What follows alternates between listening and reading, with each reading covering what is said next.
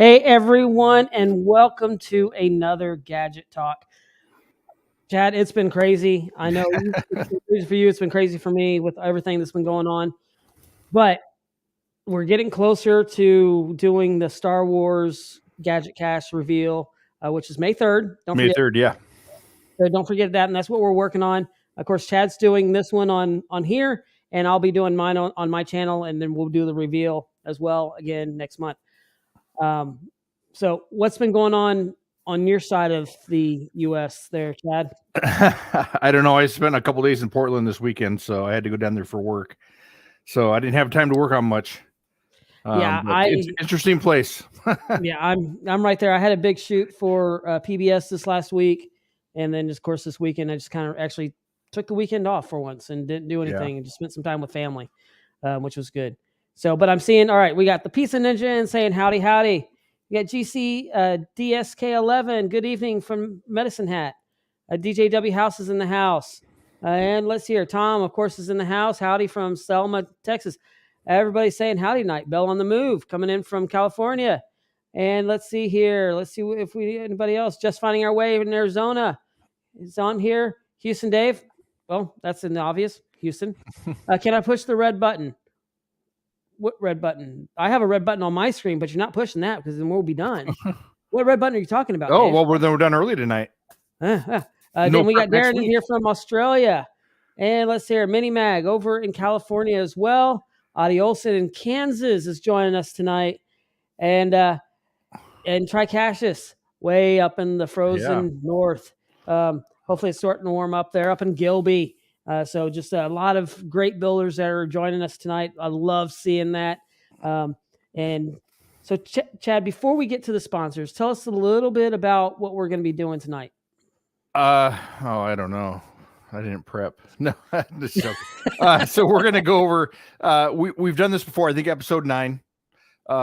We are going to go over kind of different buttons, different thoughts. We kind of talked about it last week on the show with everybody, different puzzles to use. So we're going to go over the different options of them. Okay. And then I kind of made a couple up. So I started making one, and then I was like, I don't like it. So I started switching my ideas, but I already had it kind of made up. So I'll show everything and, give you some options.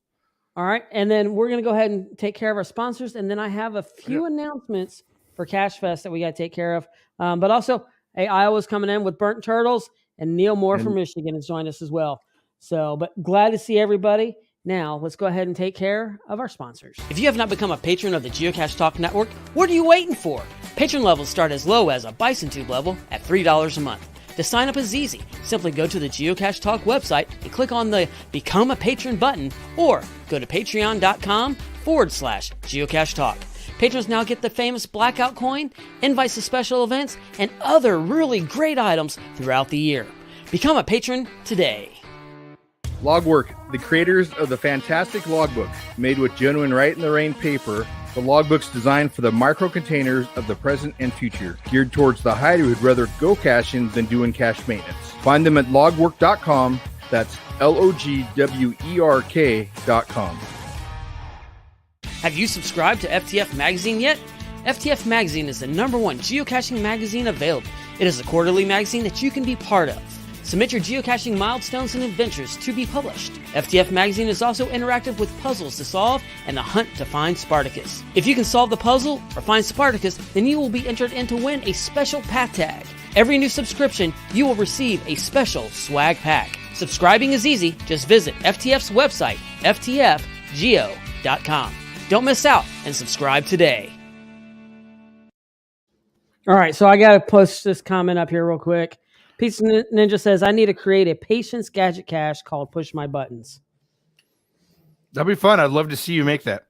I would too. That'd be a lot of fun. We would help you out with that. Yes. Have you on the show, John, and help you with that. It would be a lot of fun. Lots of buttons, and you could almost do it on the container that you're using for this and just have all the buttons on the outside, Chad. Mm-hmm. You could. It'd be only one button there that would actually pop it up. Yeah. That would be cool. All right, so some real quick on Cache Fest. This Sunday, 24th, is the last day that you will be able to order a package. So if you're wanting the backstage pass, where you'll get the gadget cache that we're going to be building, which is going to be such a great, awesome gadget cache. That is the last day to be able to get that and to get the coins as well. So you got to make sure that you get those in there. That's this Sunday night is the last, was when the store's going to close, so that we can get everything ordered, because with everything going on, it's going to take a little bit longer to get items in, and we got to make sure that we have everything for everybody. So get your orders in this week. So otherwise you're going to miss out. And if we have anything there at Cache Fest, that's what we got. So that's the biggest thing. The other thing is, on Sunday night, we're going to have a Cache Fest show this Sunday night. So hopefully you'll join us for that as well. That's this Sunday, the regular time, 8:00 on Sunday night. We're going to be with the Cache Fest crew, and we're going to be talking about the different events that we got going on, and a lot of different stuff that's going to be going on. And Gary's probably going to spill some beans. So it's just going to be what's going to happen. So be sure to go check out the store, cachefest.com. And if you have not gotten your package, go ahead and get it. Otherwise, like I said, once it's done, it's going to be done. I believe the discussion is that we're still going to have some gadgets, Chad, that if you want to buy a gadget there on site, it's going to be very limited, but there will be some there, right? And you're muted. Nope, and he's gone. And he's back. Wrong button. So yes, possibly, depending on how many we sell, because we're limited on our microcontrollers, or the little Mega 28. Right, and we're doing 3 sessions of the gadget builds, and they're about an hour and a half each, because we have so many people that are going to come through. We could not get them through all at one time. One, that's a lot of soldering irons. That's a lot of heat. It's like a church with a whole bunch of crock pots going at one place. We're going to be popping breakers all over the place. We have that many going at one time. I hope not. No, but and then also remember, the sooner you get there, the sooner you can book which time you want. So you're gonna have to pre-sign up for your gadget, the academy class. Right. So when you pick the reason why we're doing that is we don't want everybody showing up for one, and then we don't have enough time or enough soldering irons for everybody to complete. Right. So when you pick up your gadget, when you pick up your packages, you'll sign up for the Gadget Academy that you're going to show up for. And then when it's full, then you have to choose an alternate. That's that way we can get everybody through. That's going to be the best way. And like I said, when you're picking up your package. So if you're going to be there Saturday and you're going to be picking up your package on Saturday, you may get stuck with a time that you don't want to have. So just be aware of that. And I know some people can't come into town until Saturday, and I understand that, but just be aware. So, all right, Chad, all that is taken care of. I'm ready to get into this build. I'm ready to see how you're going to do this, because I need a refresher on these buttons too before I start building. Yeah, me too. We're gonna learn here as we go. So last week we talked about the container itself here on what kind of puzzle to do, and we talked about doing the push buttons. You came up with several different ideas. The nine button normally closed, just completing a circuit push button that can either activate a code or a latch, depending on what you want to power it with. All the way to, you can use an Arduino system to input buttons in a correct order to activate a latch or a code. So my first thought when I started building this, or building the panel for it, is I'm going to go with the 9 button, normally open, normally closed, like exactly what we did on episode 9, that you have to push the correct buttons to open or to get the code. If you push one that's not correct, then it will kill the circuit. And so then you won't actually get the light or code or activation. So that's a really fun way to go. And you don't have to do just 9. You can do as many as you want. Right. And that's you do 9. Does it have to be an even number? Or does it have to be an odd number? Or can it be an even number? Or doesn't matter? Doesn't matter. Yes, you can make it as hard or as difficult as you want. I don't know how many I'm going to do yet. I'm still trying to figure that out. It's going to light up like a Christmas tree. I can tell you that much right now. So I did 9 because I was basing, when I did the show, mine off of a game. What game is that? Shoot, I forget. But anyways, it had 9 buttons in the game. that you had to complete. And so that's why I had 9, but you can do as many or as little as you want. Well, it'd be silly to do 1 or 2, but you can do that. Yeah, if that you would want. kind of defeat the purpose. You got a 50-50 chance at that point. Yeah. So the way I started was we have our container here that we looked at last week. So it's the round container, which I can show. You got it there? Okay. So this is what it looks like. I haven't painted it yet. I haven't even cleaned it out, washed it yet, but I want to get the build done first. I don't want to paint it and then get scratched all up or anything like that. So I started thinking about what to do here. I wanted to cut a piece of wood for in here. Okay. Now what I cut is just a template or a test piece. It's just particle board, so nothing special. But what I probably end up going with is either an ABS sheet or maybe some thick acrylic. So I end up figuring out what my puzzle was going to be, and I end up cutting it, and this is it. So now what this is going to do, this fits in here really snug. Really good though. Huh? That Yeah, looks it's really good. Yeah. like So a I robot always use face with a- scrap material to test cut stuff because it gets expensive if you're using your good stock and then I don't like it, or it's too small, or something's wrong with it. So I always use scrap material to cut out my test pieces. So that's what I did. Right. So what I ended up doing is how I came up with these pieces here is this is where the 9-button switches are going to be. The reason why there's holes here is because I actually want the wires to feed up through the bottom. I like doing it like this because I could actually take the panels off if I want, or I can glue them straight on here. Okay. This area here is going to display the code, and then here is going to be the door to access the cache that will actually have one of the barrel locks. Barrel locks on the combination barrel lock on it. Yep. And I'll do an acrylic top so you can see through it. So let me show you what I came up with my 9-button thing. So I actually am, after I built this, I'm not happy. I want to change it a little bit, but that's how it always is. We can show it here on this. So this is the 9 buttons. So trying to make it, since it's May the 4th, Star Wars, trying to make it look like a Star Wars panel. So there'll be lights in here. These are acrylic lenses that will light up, flash really different, or just stay lit.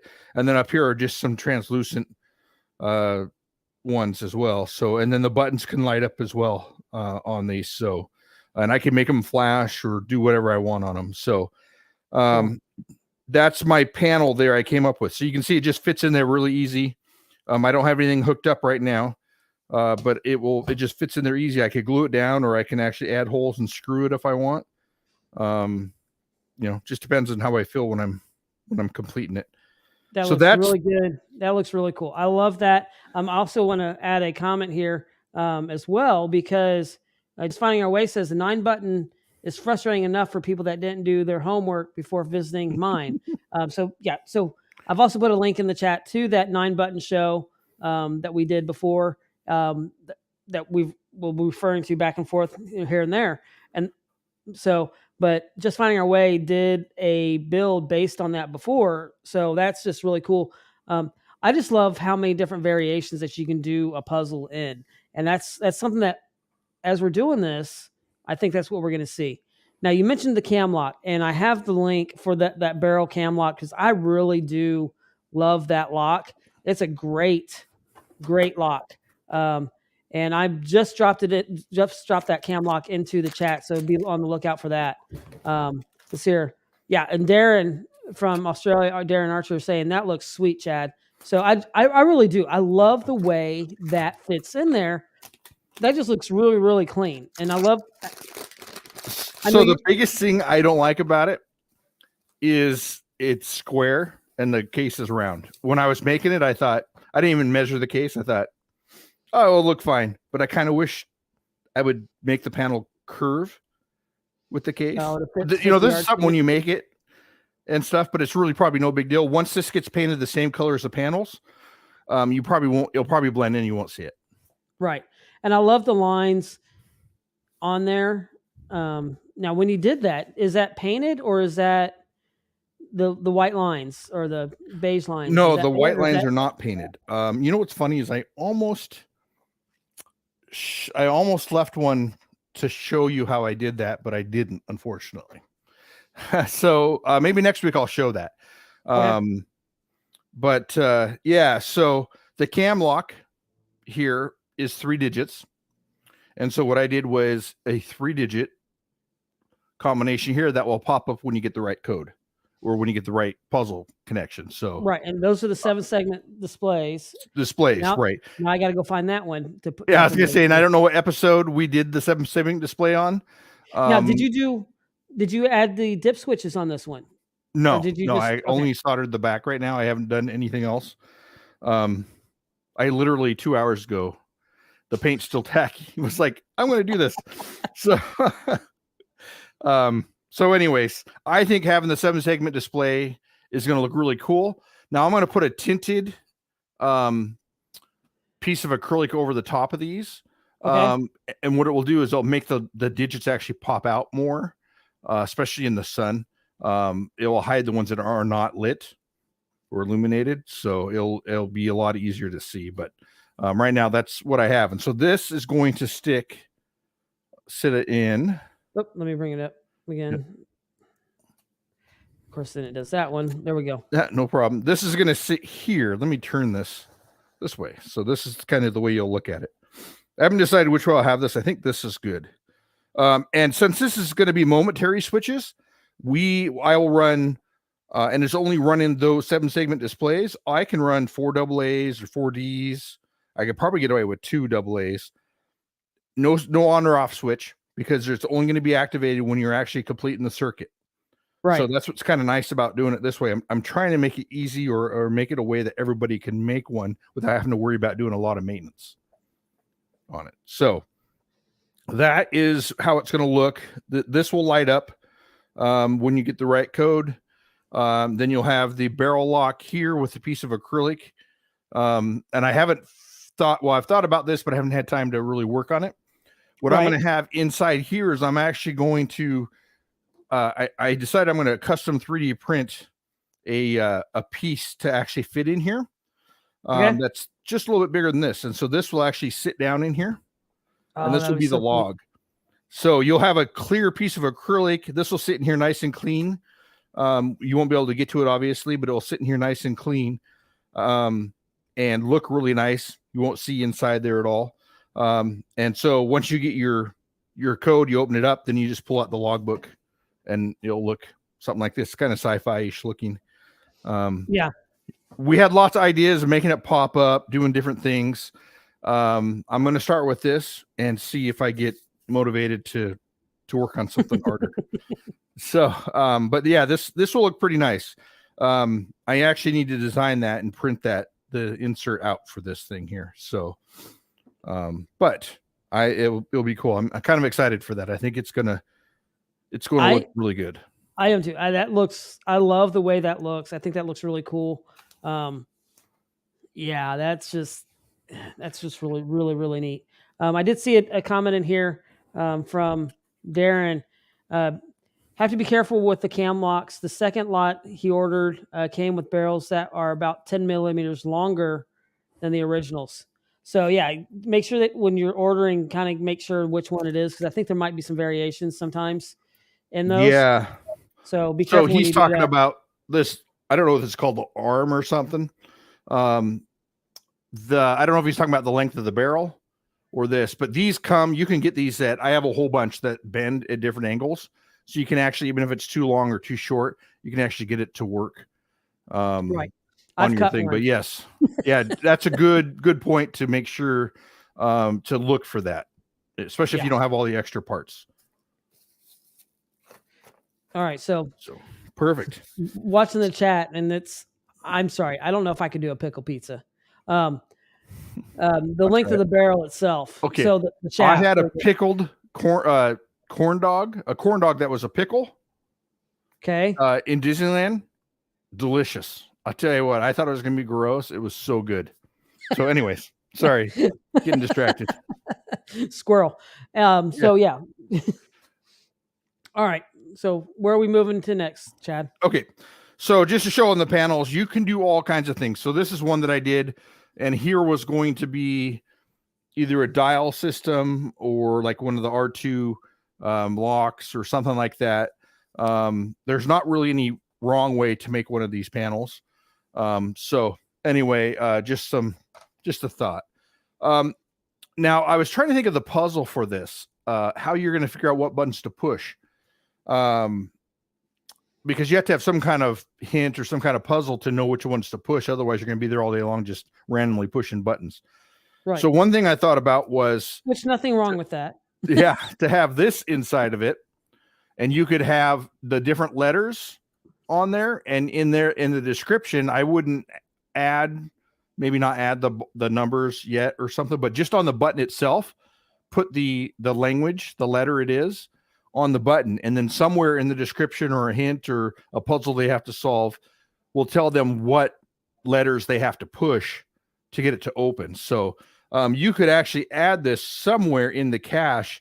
You could do a little slot where it's barely sticking out, right? And maybe they wouldn't see it, maybe they would. You can make it 2 puzzles to where you have something else they have to access to get this card.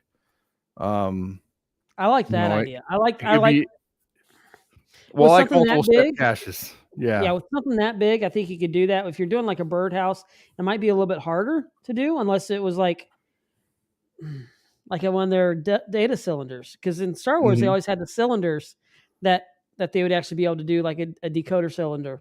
That would be kind of cool. If you come up with how that and then it opened up and.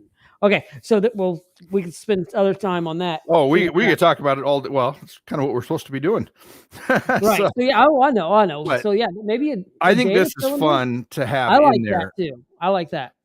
And if you just had the end of it exposed, you wouldn't be able to see it. And if you just had a little slot that they had to figure out something that would either release it, or maybe you put a magnet embedded in the corner and they have to use a tot to pull it up, or something. Right, or you could really simple. Or you could do another one of those, the cabinet latch, where it actually grabs the back of it and maybe put a hole in it. So it actually if you can be able to sand it down and actually fit in there. So the cabinet latch is holding it, and then they run something over it, like a reed switch, or there's like that look like a data cylinder, and you put it in there and it kicks out. But maybe you had it with lines so it doesn't come all the way out. So maybe it would just come out to the door so they could actually read it, and then they could push it back in to lock it in. Actually, that's a really good idea. I like that idea. In fact, you could do sorry, I got to get to some parts here. See, Chad, you just need to live closer. Could you imagine what we could build? It'd be fun. One of us needs to move somewhere, and I'd rather not be in Seattle, but I would rather not. It is what it is. So you could use on top, you could have a little flat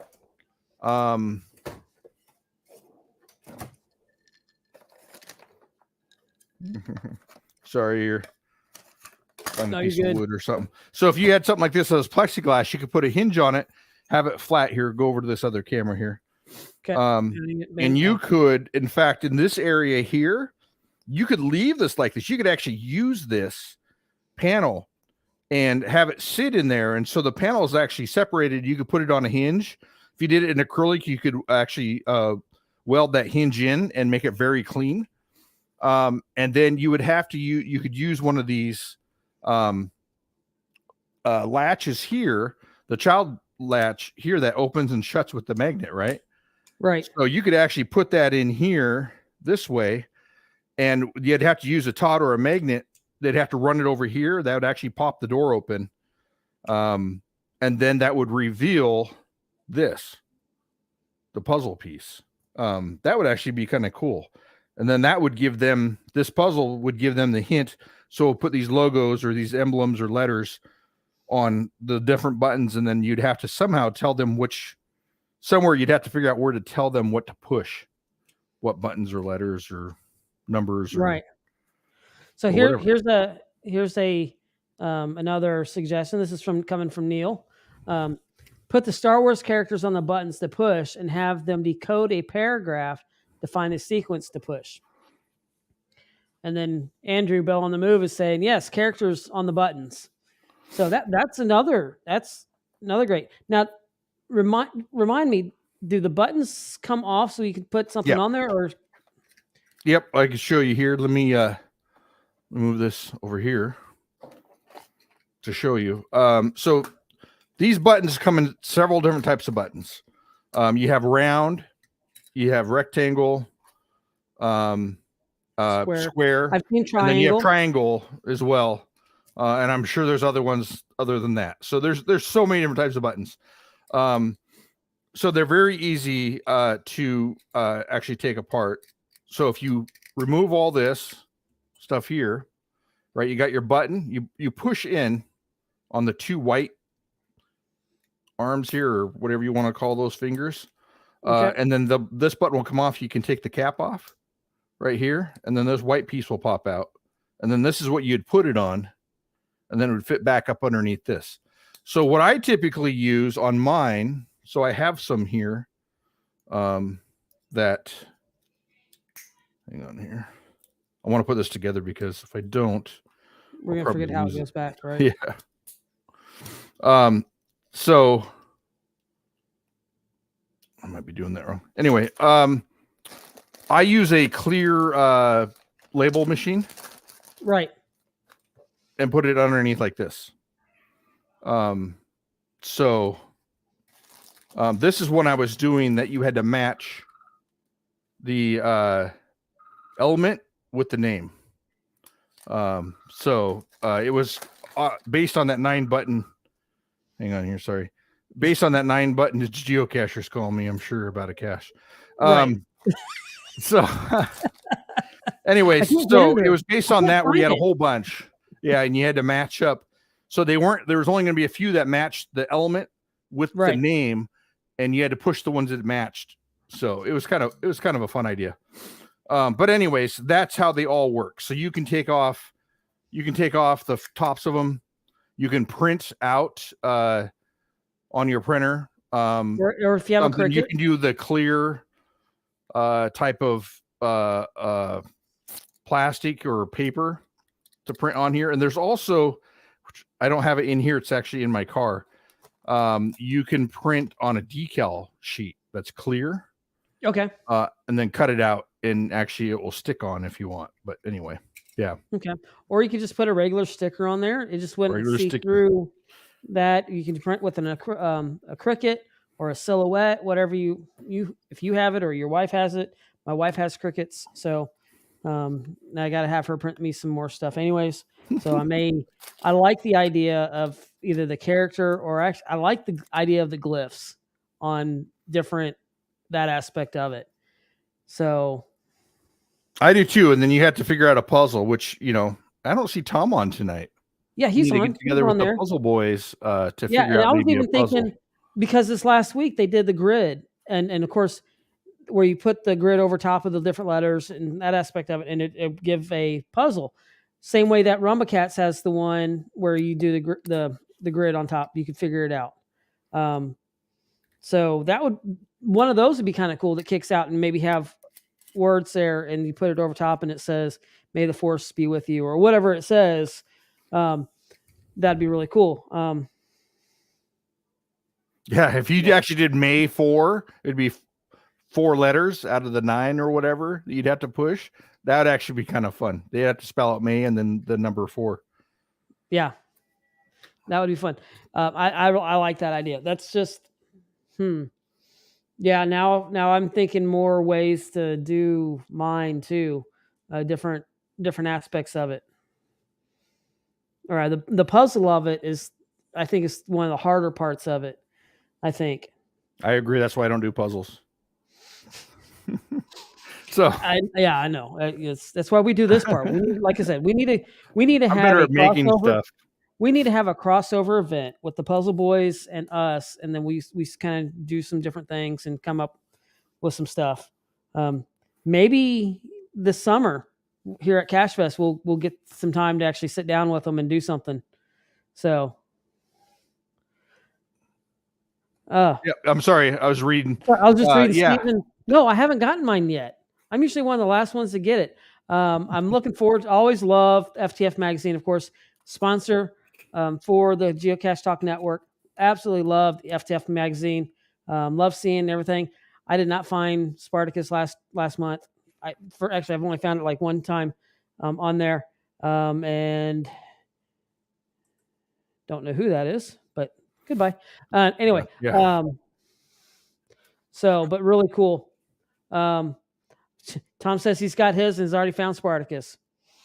So, of course, Tom did. Oh yeah. So here's and Neil says if someone likes muscle cars, they could put a car logos on the buttons or even board games, whatever a person's interest is. Now here, kind of thinking of that, and I've kind of seen this variation.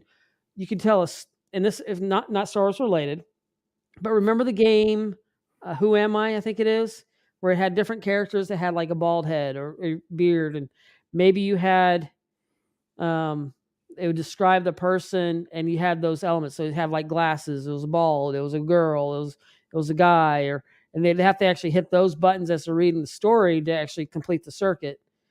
If they hit it wrong, that'd be another way that you could do this. It's endless the way you can do it. So yeah, and that's why I like to see what people's ideas, what they come up with, because it's we're just giving you an idea to kind of start with, and I'd love to see where you take it. And that's why I like this month's challenge. We're doing this kind of the same concept, but I'm not doing the buttons though. Well, you're not? I sure. Well, I am doing buttons, but not this. So this is the one I made that I'm not going to use. Oh, okay. So at least it's not my plan to. I might complete it, but go on the shelf of whatever. Not shame but of not use. But yes, it'd be fun to take to events. This would be a fun event one to take to and say, hey, here's this big, huge container. Just have it right next to Signal and Carbonite. And a lot of my stuff that I build goes to events. Yeah. So, yeah, it's you may see it at an event. I don't know. It's possible. It's pretty big to ship, and events don't like to pay if it's going out of state. And if I'm not going there, they don't like to pay a ton of money. So right. Well, you have a big event coming in your area here pretty soon too. So it might make it at that event, right? Maybe. I don't know. Who knows? I don't know anything about the event. So, you just know that it's downtown. So anyway, that's my original thought. Okay. And then earlier this week, I was thinking about it. Unfortunately, I start work so early. I'm by myself. All I do is think, and then I come up with ideas. So I thought Engineer 42 actually mentioned this is, what if you use an Arduino and you push the buttons in the correct order? They have to be pushed in the correct order to unlock it. And so I was thinking about it. So I sent obviously Dave a message and said, hey, Dave, how hard would this be to do? And he said, oh, not very hard, because I think it's the same thing he uses on his coffee break caches or his coffee ones. There's a couple different things I'll bring up, and maybe we can decide on the show on how to make it work. But what we're going to do is come up with 9 or 10 buttons is the original thought. But you'll have to push them, and then they'll actually beep if you have the right button, and it will buzz if you're out. So you have to start. It's almost like a Simon Says, but it doesn't beep. It doesn't show you or light up which one you need to do next. So you kind of have to figure it out in the correct sequence.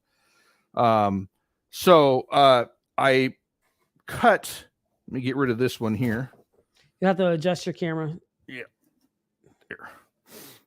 I tried to put it on the swivel to make it easy. Now, one thing I was going to mention too about this May the 4th, this thing here, it's so easy to add to something else. So I've done this. Actually, this is the box I used on the other one, that other 9-button display. You could actually do a May the 4th, and you could actually paint and decorate this container pretty easy.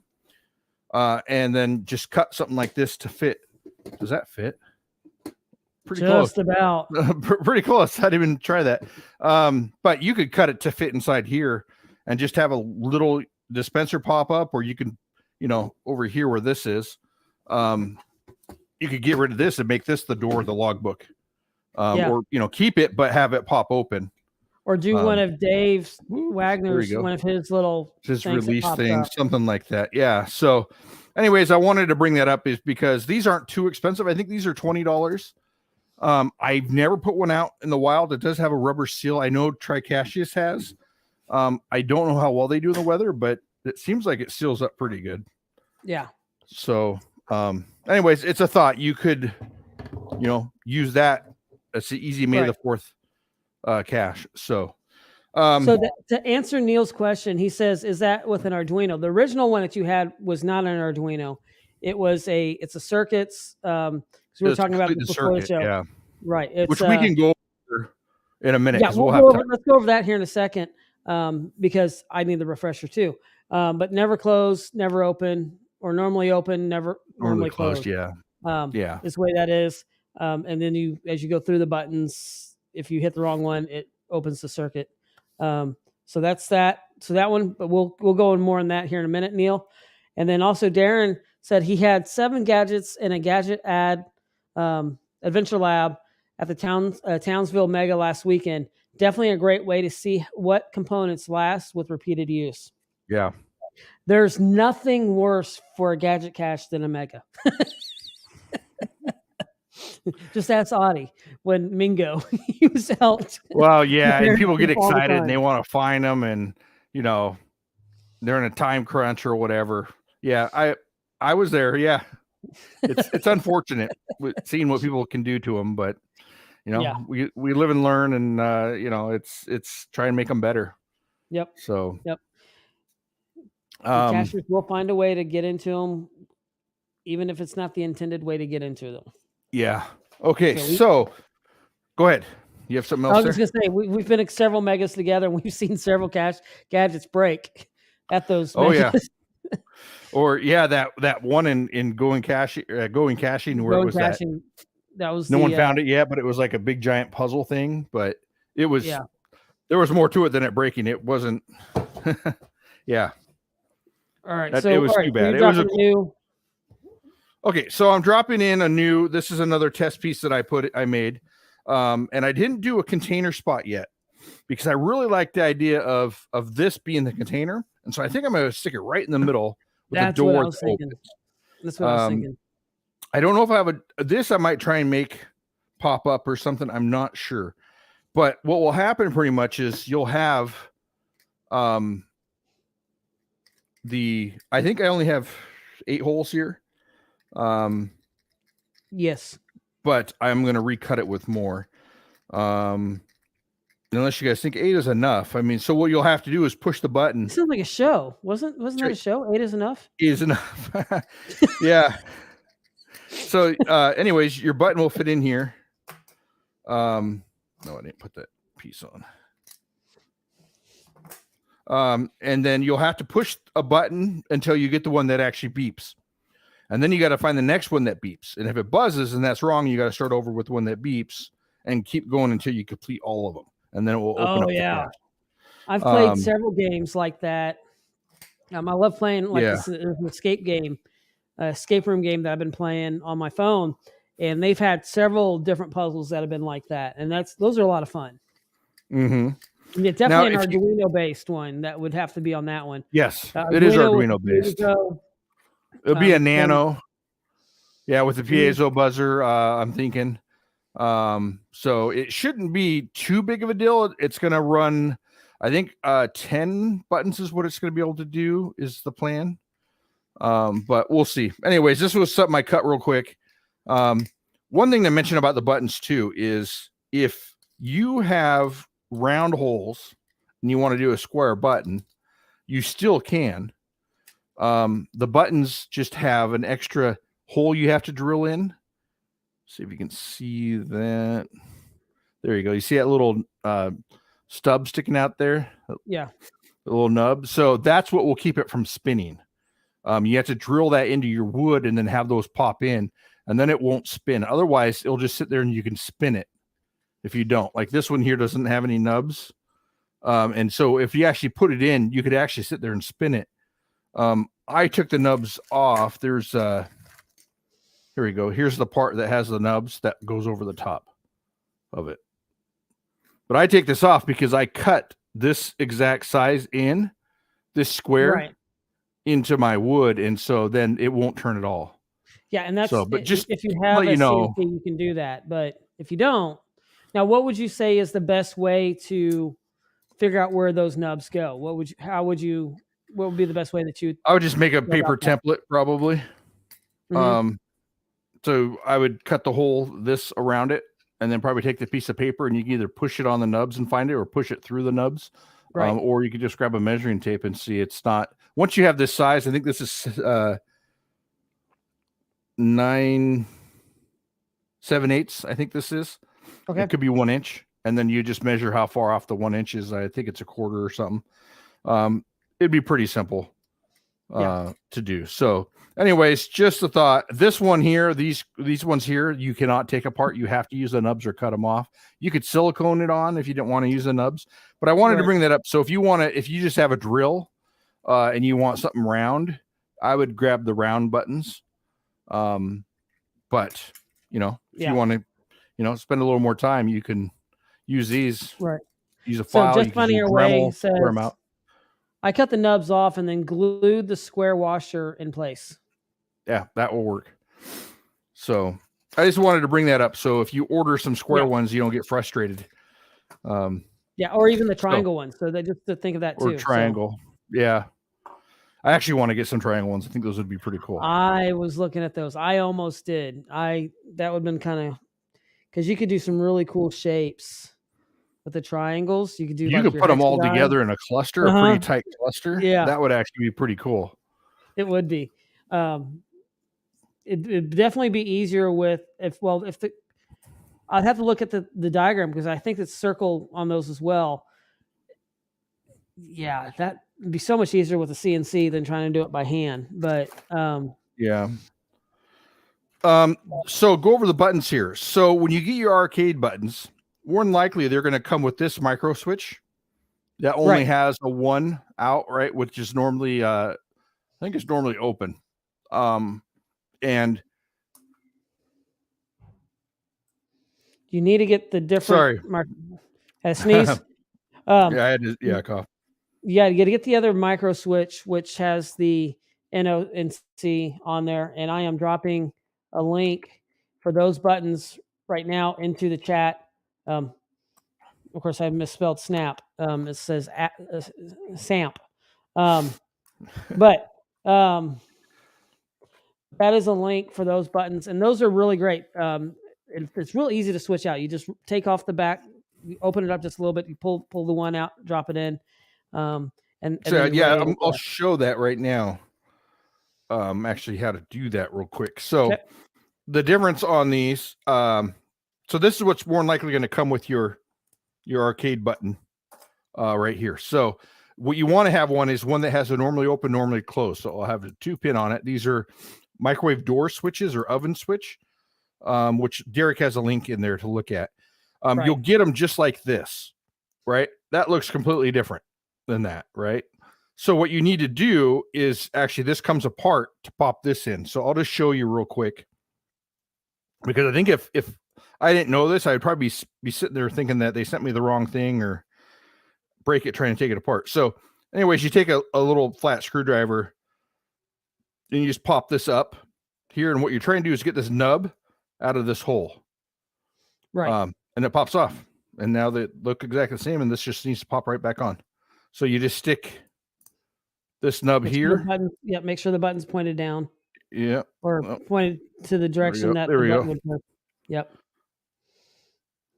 Let me do it backwards. There we go. I don't do this every day. Anyways, and I've also put a link. There it goes. Just like also put a link into there for the arcade push buttons as well. The white ones, the round ones that we were using tonight that you've seen, not the square ones or any of those. I did not put those in there, but these are the round ones.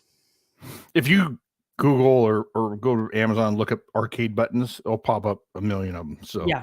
There's a ton of them. There's different colors. There's the white ones. There's different ones. I found some different color ones that you don't have to have the ones that illuminate, But in order to put something underneath the cap, they have to be the illumination ones or the clear ones. They make them so that they're actually a solid color. At some point, I used to have a bunch. I think I might have gotten rid of them all. Anyways, here, go buy a couple arcade games. The console, big huge boxes, and take the buttons off that. So one thing I did want to show you when you're buying the arcade buttons.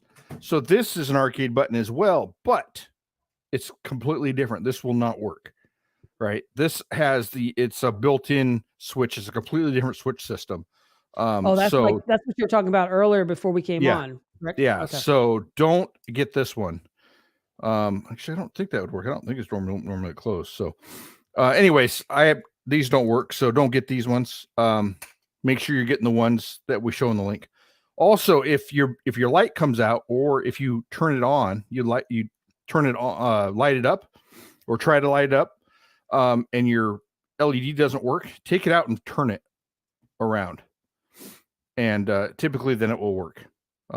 So just to let you know, I did that several times where I was like, oh man, the LED's bad, and went and grabbed an LED off another one, and then figured out later on that, I just had to flip it around. Didn't even think about it. Is that because depending on where the poles are on that? Yeah. So your cathode and your it needs to be on the right side. Your negative and your positive need to be on the correct side. Because that really doesn't matter when you wire it up on the actual switch. Not the switch. You'll wire it down here. But if you're trying to get these here and these two here is what's going to light up the LED. Right. So you don't have to use these two if you don't want to light the LED up. You just have to use these to make the switch work. But this is what you wire to make it work. And then if the LED doesn't light up, try and take it out and flip it around. And that should fix it. But just to let you know, I ran into that issue and wish I knew. Didn't spend an hour trying to figure out why it didn't work for an easy fix. Yeah, so that's good to know, because that's really easy. That's an easy fix. Something that comes to the point of sometimes we overthink it. So just finding our way is saying when his cache comes back into the shop for new paint, I'm going to pull out the white LEDs and swap them for green LEDs. And now, you can do that. I'm curious why he's going to do that. Is it just for looks, or is it harder? Is it easier to see the green ones or something? Well, don't forget he's in Arizona, so right. And is that one done? Because I know Just Finding Our Way does when he does his he that was on a light post. Caches with fiberglass. There's actually fiberglass like we do on like a canoe. Sorry, my watch just wanted to say something. They wanted to find something on the web. Dave is saying if it's wired backwards, easier to flip the LED than fixing the wiring. Yeah, exactly. That's true too. Very true. And then Just Finding Our Way says the green is easier to see in the daylight. Okay, that makes sense. That's what I was wondering if that's what it was. I mean, he's in Arizona. It's hot and. Yeah, it's the glaring, and there's not a lot of green, and so white's hard to see. All right, so I'm looking at you got showing some wiring here. Nest here. Let me just take it apart. Okay, everybody hit record. This is the part that I need to remember too. Because Chad may do one with Arduino. I'm going to do one this way. So. Okay. Okay, so what you'll have is this switch here. Slide it a little bit towards your right. Oh, sorry. Yep, there we go.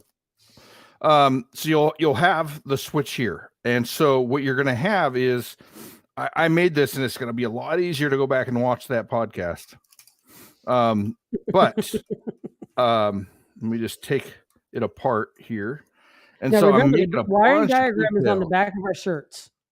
Yeah, the wiring diagram is on the back of our shirts. So pretty much what you're doing is making a bunch of little pigtails here that are connected to each other with the positive, and then the same with the negative. So you're just doubling it up.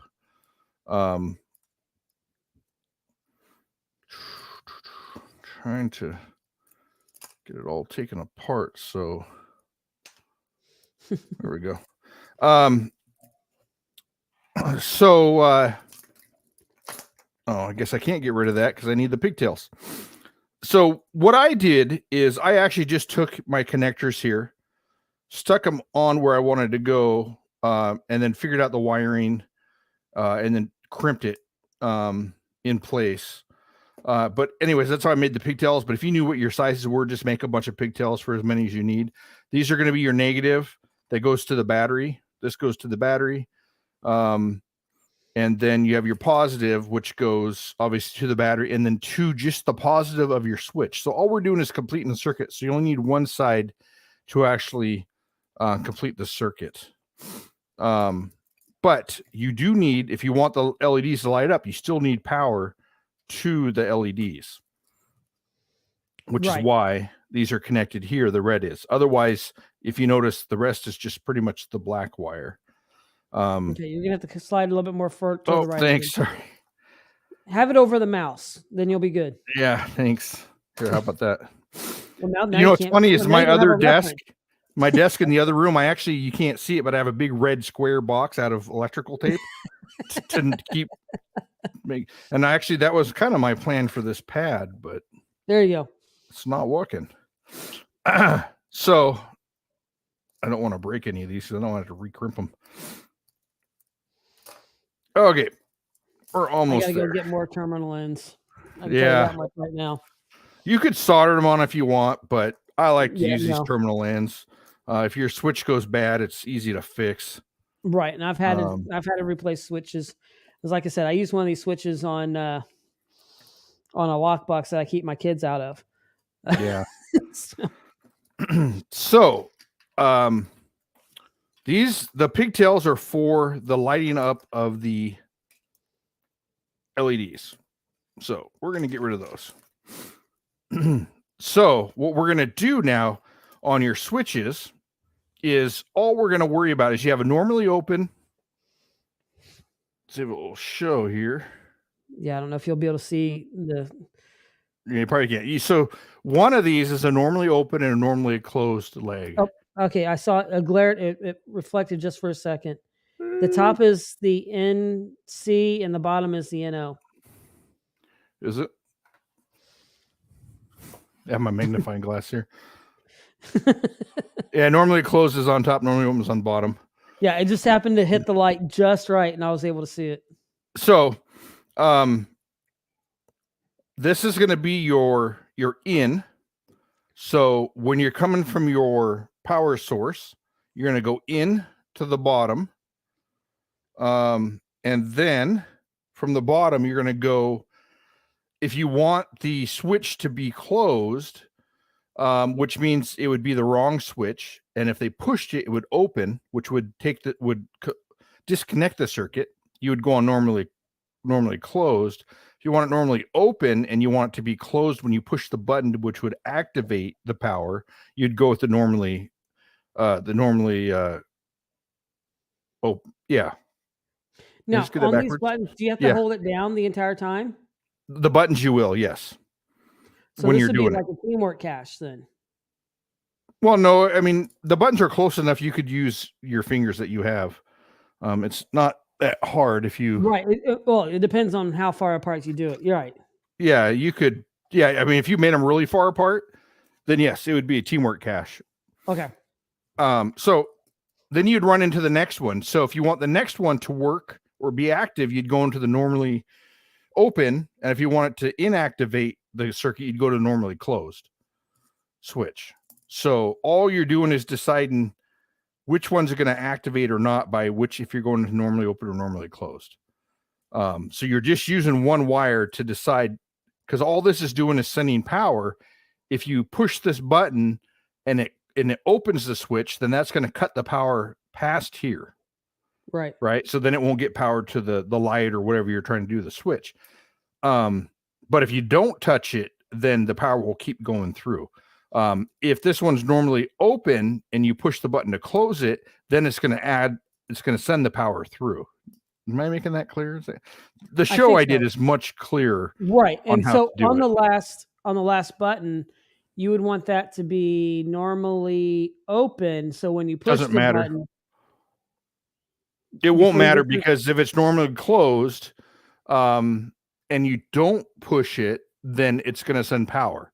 If it's normally open and you push it, then it will send power. So it's just Right, all but I'm part of the talking puzzle. about- It doesn't matter. Right, but I'm talking for the one to go to the switch, the actual latch itself to open up. Yeah, so whichever one it is, it won't matter if it's open or closed. It will just have to go to the switch, the ground to the switch. Okay. So it won't. Let me see. Now, would you put a reed switch in here as well? So then when you open it up, everything would turn on at that point. Well, it's not going to turn on unless you push the buttons. Right. No, I understand that. But when you close the door of the cache or the lid so that you're not running power the entire time, then when you take that off, then the lights It doesn't come run on. power unless you complete the circuit. Oh, if you're not using the LEDs, correct? Right. If you don't complete the circuit, which is pushing the right buttons, then there's no power flowing at all. Okay. So just real quick here, find the ground to use. So the ground positive. Here, I'll just run one real quick here to something. What do I have available? You would think I'd have something You would think. quick and easy to get to. You have plenty of things there. Just trying to get where it's at. Yeah, well, it's trying to find something that is set up to work at this second with this. I have an LED right here. Let's try this. I don't know if this would light it up. Let's check it.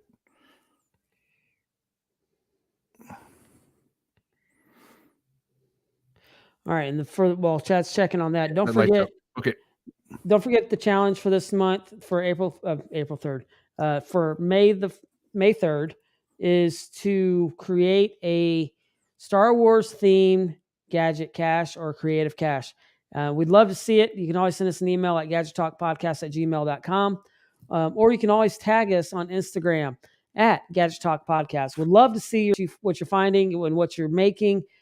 So tag us or send us an email. And we want you to be able to come on the show on May 3rd to reveal and show us and tell us about your gadget cache or creative cache that you've created that's Star Wars theme.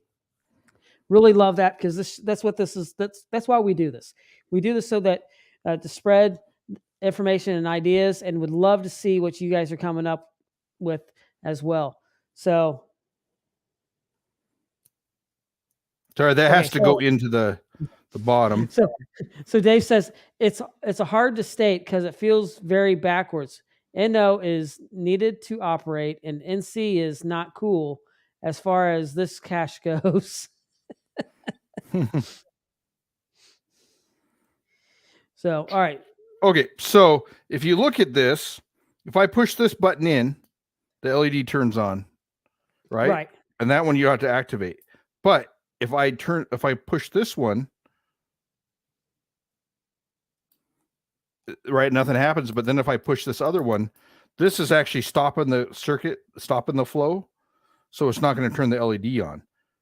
So that's pretty much what you're doing with this whole thing. And then if you just push the correct ones, it will turn the LED on or the switch or whatever you would need. So you go out of your normally open, normally closed, whichever one you want, to the bottom of the switch, and then out from the normally open, normally closed to the next bottom of the next switch, and so on until you get the correct pattern you want. Okay. So now, it's kind of hard for me to explain. I do a better job on that video. But I think Dave was on there with us too, wasn't he, that night? He might have been. So it'd be really easy. He's very good at explaining stuff. Because it doesn't have an Arduino in there, and you sometimes, I know Dave's got a really great way of being able to tell the voltage of the batteries. Would it be prudent to have an LED besides the latch clicking off? That an LED would come on if it's completed, just in case for some reason the battery drain and it doesn't have enough fire to hit. Now just say, hey, cool to have an LED came on, but nothing happened. Just kind of a backup test to make sure that you're getting the right circuit. Mm-hmm. So that might be. I mean, I would do it. I think it's cool that to might have be the a good LEDs idea. myself. Yeah, just put an LED, and it also makes it look cool. Yeah. So anyways, that's how that works. It's kind of a quick little, I don't know if that's an explanation, but that's how it works. So if no one's pushing any buttons, then there's no power flowing and your battery will last a long time. You don't need any kind of latches or anything or momentary switches or anything, because that's what these are, just momentary switches. So N needed, NO needed to operate versus N not cool, NC not cool. So NO needs to operate, NC not to operate, not cool. Right. So that's a good way. That's another little acronym to remember it. Neil's saying, very good information and fun stuff. Lots of ideas now. I just need time, but now I need to go to bed. Have a great night, everybody. Yep, and that's where we're at right now. So we are getting close to ending this tonight. Tom says, I've always got someone pushing my buttons. And don't we all? Don't we all? Anyway, so a lot of the different items that we've gone through tonight with the micro switch limiter, the arcade buttons, the 7 segment display, the cam lock. I've dropped all those links into the chat, but I'm also going to drop them into the description as soon as we're off air tonight. And really do appreciate everybody joining us tonight. Anything else, Chad? What are we looking forward to this next week? Or are we? I'm looking forward to some sleep. No, I'm looking forward to. I'm going to try and get these puzzles completed. At least the 9-button one that I made, just to show that, get the latch system built, and then that will be pretty close to going into paint. Then, and I'm just kind of a heads up on my mind this week. I go in through the different parts that I'm going to be using, because I'm actually using a couple of different type of buttons. So you'll get to see that on my channel this week. But we're still I'm going to be doing a 9-ish or more buttons. I don't know. We'll figure it out on that as well. So be tuned into Behind the Cache this week. But really do appreciate everybody being here tonight. Love the interaction with everybody. Don't forget, as Tom always says, hit that like button. And also don't forget to, if you have a Star Wars themed cache that you want to should be showcased on May the 3rd, send us an email at gadgettalkpodcast@gmail.com, or you can always tag us on Instagram or Facebook at Gadget Talk Podcast. Well, maybe not Facebook, but Instagram for sure at Gadget Talk Podcast. Really would love to see what those, and if you even come across a really cool gadget, would love to see it. So, all right, Chad. Absolutely, yeah. We do have a Facebook page. I just don't post on it very often. Right. Well, everything goes through Instagram most of the time anyway. So, but once again, I want to thank everybody for joining us tonight, and we will see you next week. Good night.